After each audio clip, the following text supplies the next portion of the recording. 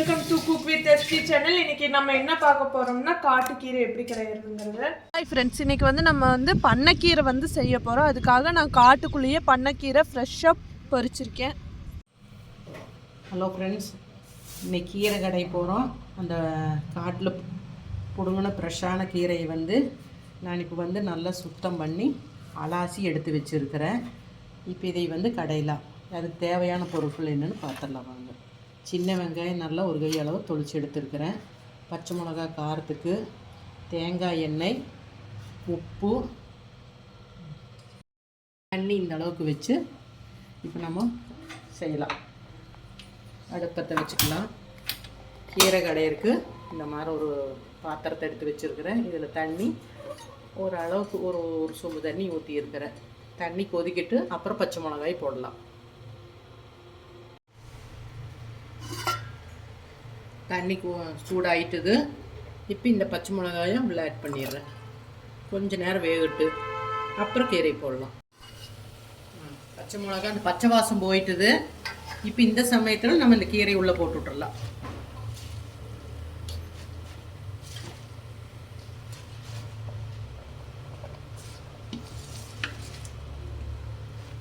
மூடி வைக்கக்கூடாது. அப்படியே ஒரு திருப்பி மறுக்க கொஞ்சம் வேக வச்சு எடுத்துக்கலாம்.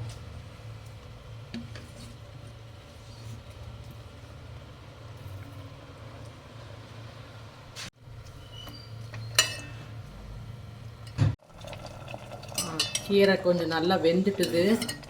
இப்போ இதே நசுக்கி பார்க்கலாம். இந்த தண்டு இந்த கீரையை அப்படியே கொஞ்சம் எடுத்து, கீரை நல்லா வெந்துட்டுது. இதை கொஞ்சம் தண்ணி வடிச்சிட்டு, நல்லா வெந்துட்டுது. இந்த அளவில் ஆஃப் பண்ணி விட்டுடலாம். இப்போ தண்ணி வடிச்சிட்டு அப்படியே கடையலாம். கொஞ்சம் கீரையில் இருக்கிற தண்ணி எடுத்துட்டக்கட்டால லைட்டாக பச்சை தண்ணி கொஞ்சம் லேசாக மேலே ஊற்றணும். இப்போ கடையில் அப்படியே இப்போ வெங்காயத்தை நம்ம ஒரு கவரில் போட்டு நல்லா தட்டி எடுத்துக்கிறோம். இப்போ கீரையை பாதி கடைஞ்சிருக்கிறேன். இந்த நேரத்துக்கு உப்பு போட்டுக்கலாம்.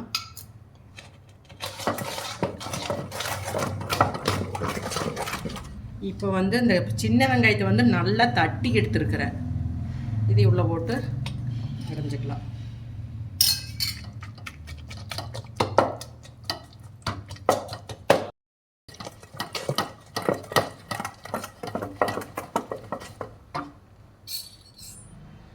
இப்போ தேங்காய் எண்ணெய்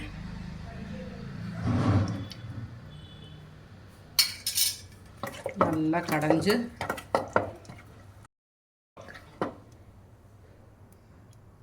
சூப்பராக கீரை ரெடி ஆயாச்சு.